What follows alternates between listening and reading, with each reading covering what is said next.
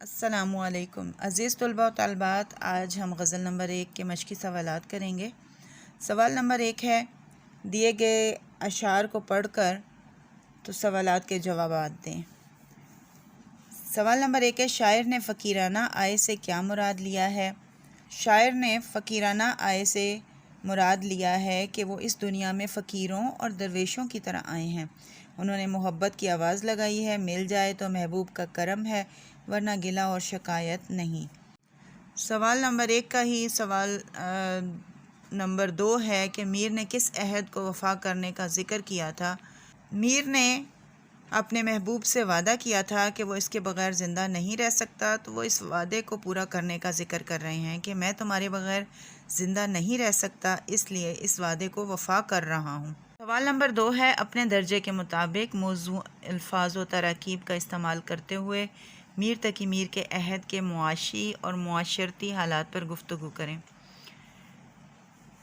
جواب ہے، میر کا زمانہ سیاسی زوال، اقتصادی بدحالی، معاشرتی افراتفری اور اخلاقی انحطاط کا زمانہ تھا۔ دلی کے حالات بہت خراب تھے۔ فکر معاش اور حالات کی ابتری نے میر کو بہت متاثر کیا۔ حادثات زمانہ اور گردش دورہ نے میر کو گوشہ نشینی کی طرف راغب کیا اور دنیا کے عارضی ہونے کے تصور کو خوب پیش کیا۔ سوال نمبر 3 ہے، مندرجہ ذیل عبارت کو درست تلفظ اور لب و لہجے سے پڑھیے۔ میر صاحب کے اشعار میں جو نشتریت، جوشیلا پن، سوز و گداس اور بات کرنے کا جو سلیقہ ہے، وہ اپنی مثال آپ ہے۔ میر کے 72 نشتر مشہور ہیں۔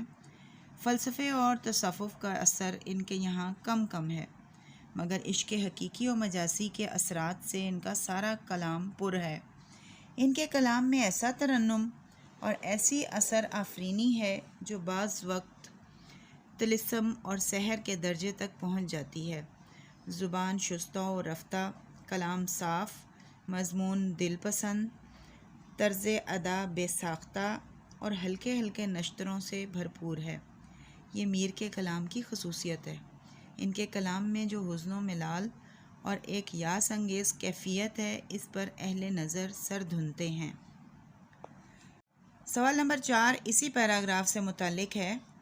مندرجہ بالا پیراگراف غور سے پڑھیے اور میر تقی میر کے کلام کی تکنیک، مقصد اور اسلوب پر مبنی سوالات کے جواب دیں۔ پہلا سوال ہے، میر کے کلام کی نمایاں خصوصیت کون سی ہے؟ کوئی سی 2 لکھیے۔ تو اس کا جواب آپ کو پیراگراف میں ہی ملے گا کہ میر کے کلام میں ایسا ترنم، ایسی اثر آفرینی ہے جو بعض اوقات طلسم اور سحر کے درجے تک پہنچ جاتی ہے۔ زبان شستہ و رفتہ ہے، کلام صاف، مضمون دل پسند، طرز ادا بے ساختہ اور ہلکے ہلکے نشتروں سے بھرپور ہے۔ یہ میر کے کلام کی خصوصیات ہیں۔ سوال نمبر 2 ہے کہ میر کے کلام پر اہل نظر کے سر دھننے کی کیا وجہ ہے؟ میر کے کلام میں جو حزن و ملال ہے اور ایک یاس انگیز کیفیت ہے، اس پر اہل نظر سر دھنتے ہیں۔ سوال نمبر 3 ہے، میر کے 72 نشتر مشہور ہیں، اس جملے کی وضاحت کریں۔ میر کے 72 نشتر مشہور ہیں، اس جملے میں 72 نشتر کی جو اصطلاح ہے، اس سے مراد میر تقی میر کے بہترین اشعار ہیں، جن میں نشتریت، جوشیلا پن، سوز و گداس پایا جاتا ہے۔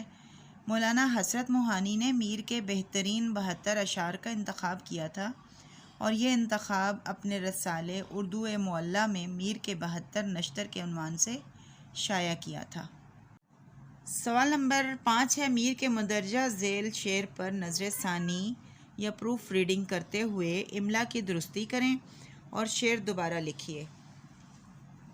اب اس میں دیکھیں غلطیاں، کہا میں نے کتنا ہے گل کا ثبات، اب یہاں پہ کتنا گول کاف سے لکھا گیا ہے جبکہ کش والے کاف سے لکھا جاتا ہے۔ گل کا ثبات سین سے لکھا گیا ہے اور ثبات میں سے آتا ہے۔ کلی نے یہ سن کر تبسم کیا، کلی کش والے کاف سے لکھی جاتی ہے، یہاں کلی لکھا گیا ہے، تو اس کا صحیح املا ہوگا، کہا میں نے کتنا ہے گل کا ثبات، کلی نے یہ سن کر تبسم کیا۔